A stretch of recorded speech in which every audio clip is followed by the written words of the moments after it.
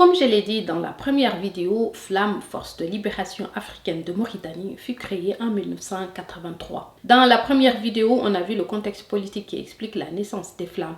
Si vous ne l'avez pas vu, je vous conseille d'aller la voir d'abord. Dans celle-ci, on va parler de la rédaction du fameux manifeste négro-mauritanien opprimé et comment l'organisation a été perçue et comment le document a été exploité par le système raciste mauritanien pour justifier l'extermination des Noirs et la création de la situation d'apartheid actuelle. Jambo la famille, bienvenue sur Aganisha. Je m'appelle Tanoumlel et je donne mon avis sur l'actualité même si personne ne me l'a demandé. Contrairement à l'idée répandue dans l'inconscient collectif arabe, FLAM, Force de Libération Africaine de Mauritanie, a toujours eu pour objectif la création d'une Mauritanie multiculturelle et là je les cite, débarrassée du racisme et de l'esclavage. Entre la création du mouvement et la rédaction du manifeste négro-mauritanien opprimé, à ne pas confondre avec le manifeste des 19, il y a eu le coup d'État de 1984 et l'arrivée d'un autre arabe au pouvoir. Il faut savoir que jusqu'à maintenant, aucun noir n'a pu accéder au pouvoir, que ce soit par coup d'État ou par élection, mais ça c'est une autre histoire. Mais c'est seulement en 1986 qu'ils rédigeront le fameux manifeste négro-mauritanien opprimé. Pendant que la situation des Noirs du pays se dégrade de plus en plus, malgré le changement de pouvoir. L'objectif était de créer un sursaut populaire et de faire connaître au peuple mauritanien et les États de la sous-région du racisme et de l'esclavage que vivent les Noirs du pays. On est donc en 1986, après l'arrivée au pouvoir de Maouya Ould Sid Ahmed Taya, l'horrible génocidaire des Noirs en 1984, par un coup d'État. Le manifeste négro-mauritanien opprimé est rédigé en français et en arabe dans le souci de se faire comprendre de toutes les couches de la société mauritanienne. L'organisation voulait une large diffusion du manifeste aux membres du gouvernement, des gouverneurs, mais aussi des personnalités politiques comme les autorités religieuses. C'est ainsi qu'un exemplaire du manifeste sera remis à l'imam Bouta Ould Boussaïr, mais aussi aux hommes d'affaires arabes comme Ould Nwaiget, Abdallah Ould Abdallah, Moulay Ould Abbas. Bref, le manifeste a été envoyé à tous ceux qui pouvaient apporter une pierre à l'édifice d'une Mauritanie juste. Le ministre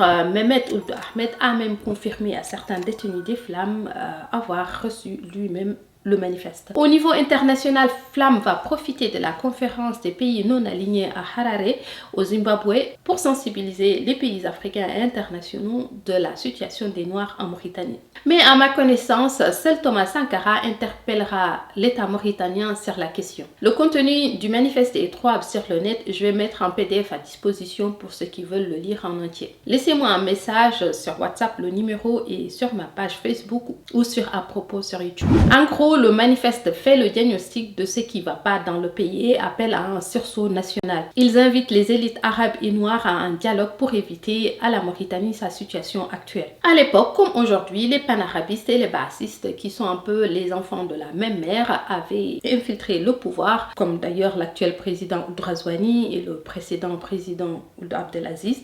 D'ailleurs, c'est ça qui est un peu bizarre de voir des membres de FLAM s'enquiquiner avec Ould Abdelaziz. Mais ça, on fera une vidéo pour en parler.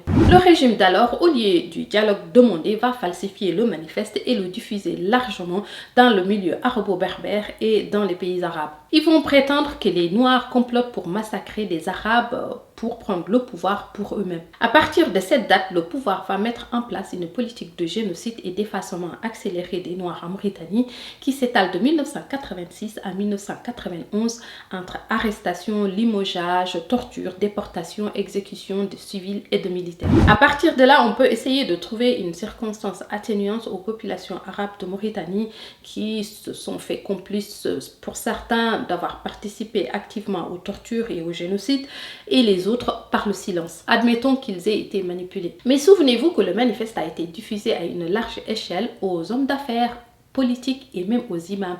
Certains ont reçu le document en main propre. Pour donner un ordre d'idée, ils ont utilisé 35 ramètres de papier pour chaque langue. Comment ces gens ont pu laisser faire ? Ces hommes d'affaires, hommes politiques, même l'imam Bouddha qui avait une réputation d'homme saint. Et ils avaient même des liens familiaux avec les gens qui ont été génocidés. Il paraît que l'imam Bouddha protestait quand les massacres ont commencé. Comme ça, on ne dira pas que j'ai pas dit parce que vous aimez trop détourner l'attention sur la forme que sur le fond. Commence alors, dès le mois de septembre 1986, la chasse à l'homme contre les membres de Flamme. Il y a encore des survivants, probablement c'est la période la plus documentée de l'histoire de la Mauritanie. Beaucoup de victimes de cette purge, notamment des militaires, ont écrit des livres de témoignages sur ce qu'ils ont subi que vous pouvez trouver sur le net. Beaucoup ont été torturés par leurs propres collègues, voire amis avec qui ils ont été formés, mangés, défendu leur pays, rigolé à la même blague. On dit que personne ne peut plus t'humilier que celui qui te connaît le mieux. Comme l'horreur vous saisit quand on parle des camps de concentration célèbres dans le monde, c'est comme ça que des noms de prisons